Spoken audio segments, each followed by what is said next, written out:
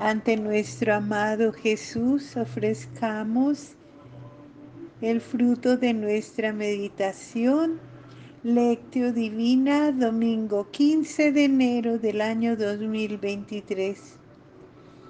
Estamos en el segundo domingo del tiempo ordinario. Juan Bautista anuncia a Jesús como Cordero de Dios. Oremos. En esta lectura orante del Evangelio de Juan nos podemos servir del estímulo de las palabras, orando al Señor diciendo: estás conmigo y yo comenzaré a resplandecer como tú resplandeces, a resplandecer hasta llegar a ser luz para los demás. La luz, oh Jesús, vendrá toda de ti. No será nada mérito mío, serás tú quien resplandece a través de mí sobre los demás. Haz que yo te alabe así, en el modo que más te agrada, resplandeciendo sobre todos aquellos que me rodean. Dale la luz a ellos y dame la luz a mí. Ilumina a los otros juntamente conmigo y a través de mí. Enséñame a defender tu alabanza, tu verdad, tu voluntad. Haz que yo te anuncie no con las palabras, sino con el ejemplo, con aquella fuerza de atracción, aquella influencia sólida que proviene de lo que hago, con mi visible semejanza a tus santos y con la clara plenitud del amor que mi corazón nutre por ti.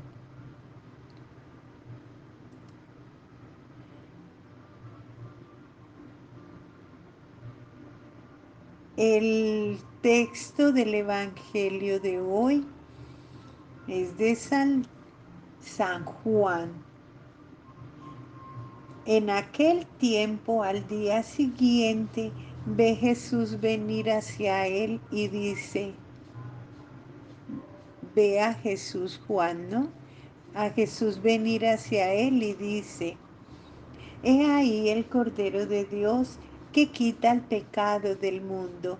Este es por quien yo dije, detrás viene un hombre que se ha puesto delante de mí porque existía antes que yo. Yo no le conocía, pero he venido a bautizar en agua para que él sea manifestado a Israel. Y Juan dio testimonio diciendo,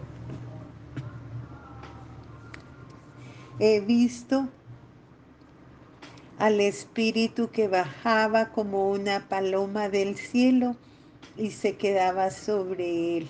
Y yo no le conocía. Pero el que me envió a bautizar con agua me dijo, aquel sobre quien veas que baja el Espíritu y se queda sobre él, ese es el que bautiza con Espíritu Santo. Y yo le he visto y doy testimonio de que ese es el elegido de Dios. Palabra del Señor. La palabra de Dios exige ser deseada y escuchada por medio del silencio. Hazte callar a ti mismo, vuélvete disponible para acoger la presencia de Dios en su palabra. Un silencio que sabe dejar espacio en el propio corazón para que Dios venga a hablarte.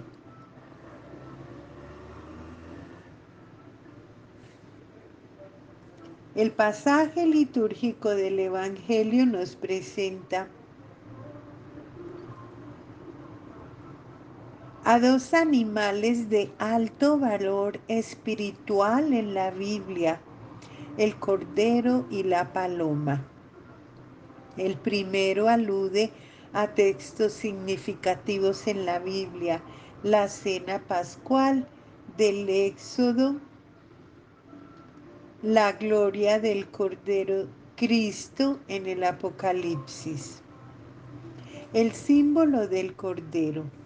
Dirijámonos ahora nuestra atención al símbolo del Cordero, ese Cordero de Dios, y a su significado. Una primera alusión bíblica para la comprensión de esta expresión usada por Juan el Bautista para indicar la persona de Jesús, que es la figura del Cordero victorioso en el libro del Apocalipsis. El Cordero es el pastor de los pueblos. En el Cordero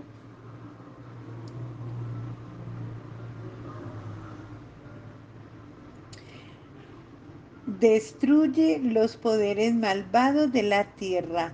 En tiempos de Jesús se creía que al final de la historia se aparecería un Cordero victorioso o destructor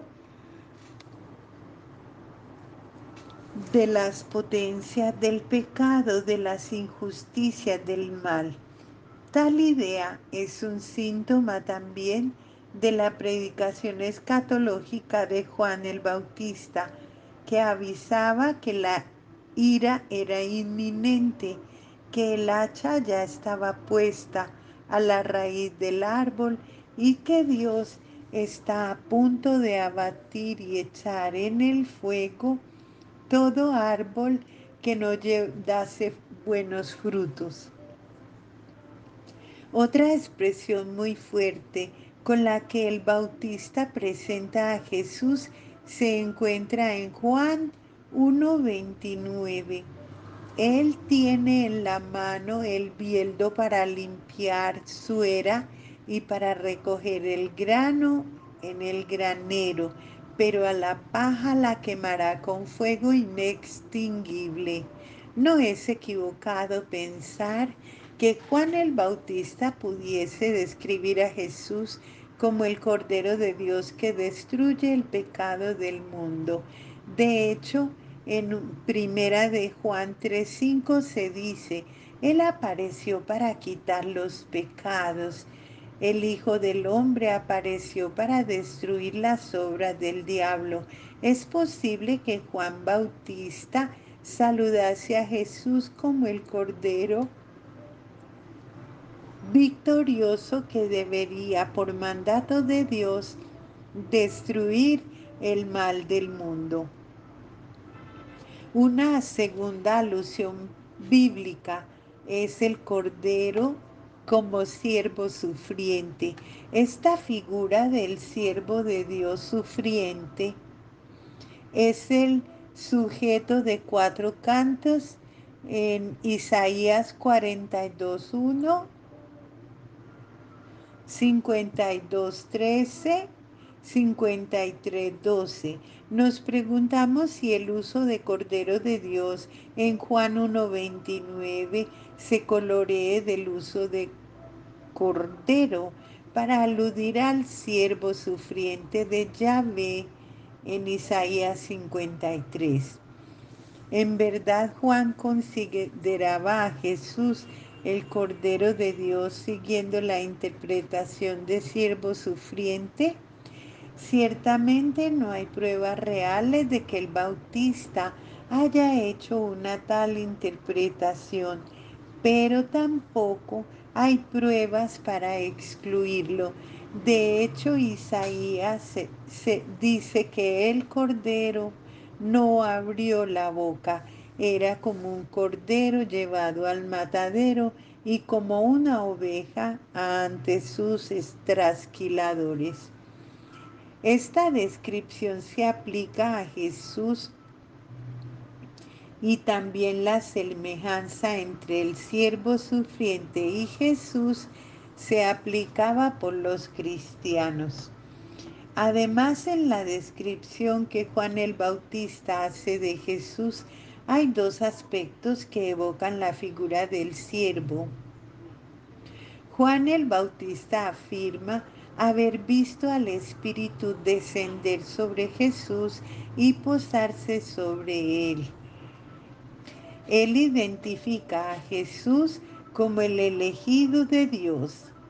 Así también Isaías, en un pasaje que también los sinópticos conectan con el Evangelio de Jesús, dice: He ahí mi siervo a quien sostengo, mi elegido en quien me complazco. He puesto mi espíritu sobre él. Como pueden confirmar la posibilidad de que el evangelista estableciese una conexión entre el siervo en Isaías y el Cordero de Dios. Que Jesús después se describa con los trazos del siervo sufriente, lo encontramos en otras partes del Evangelio, en Juan 12:38 y en Isaías 53:1. Hay un aspecto interesante que queremos resaltar. Se dice que el Cordero de Dios quita el pecado del mundo. Isaías dice que el Cordero lleva o se carga los pecados del mundo con su muerte, destruye el pecado o se lo carga él mismo.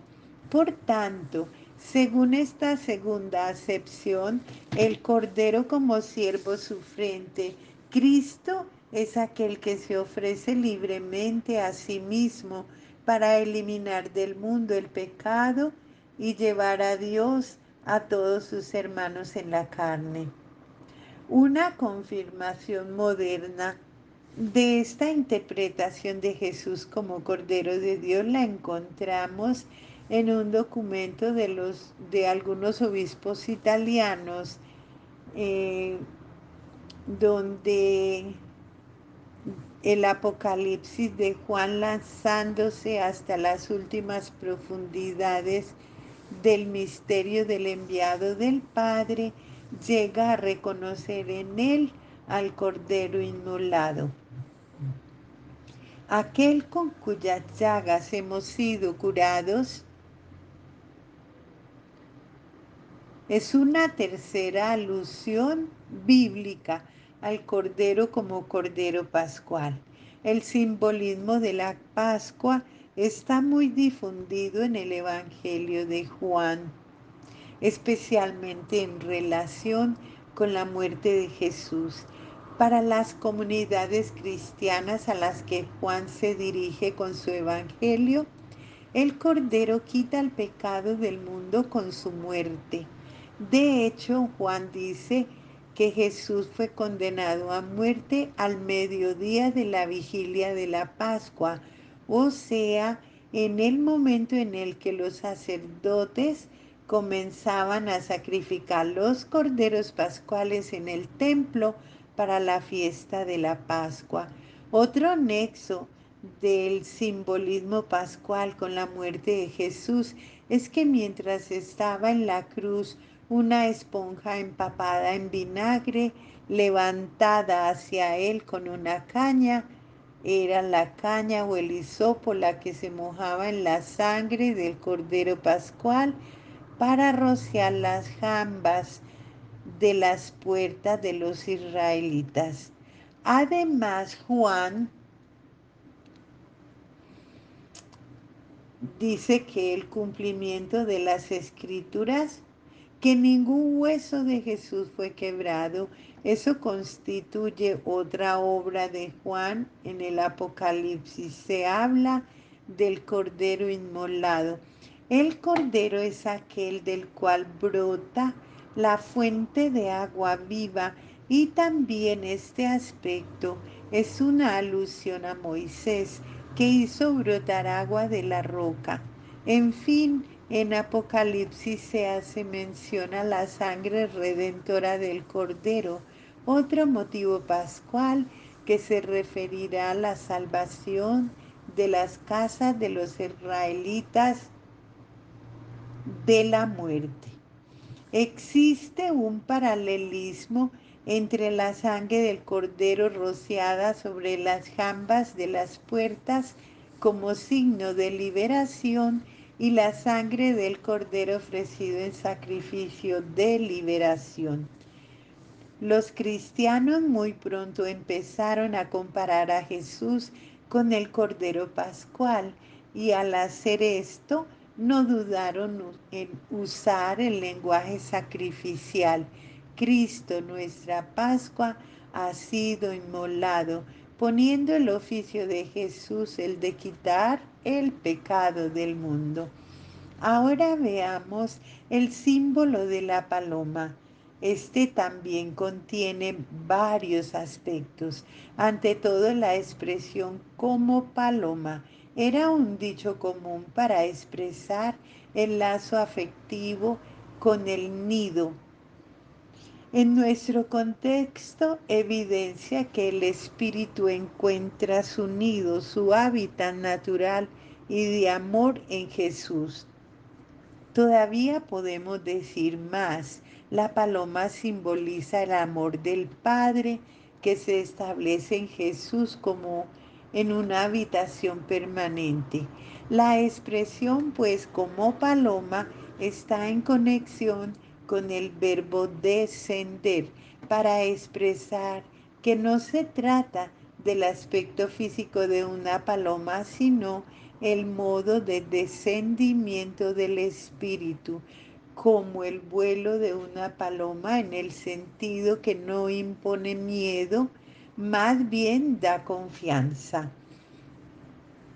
Tal simbolismo bíblico de la paloma no tiene respuesta en otros simbolismos bíblicos, pero una antigua exégesis compara el aletear del Espíritu de Dios sobre las aguas primordiales con el revolotear de la paloma sobre su nido.